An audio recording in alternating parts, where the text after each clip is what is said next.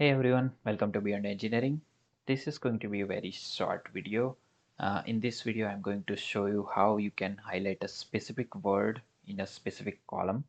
For example, if I want to highlight the word credit from column B, just to know like for how many claims I got the credit. I want to highlight the word credit. In that case, you can select the entire column. This just select the column B, go to in the home tab itself, go to conditional formatting, select highlight cell rules, then press equal to, type in that word credit, and just select the color that you want for that word. For example, let's skip yellow color.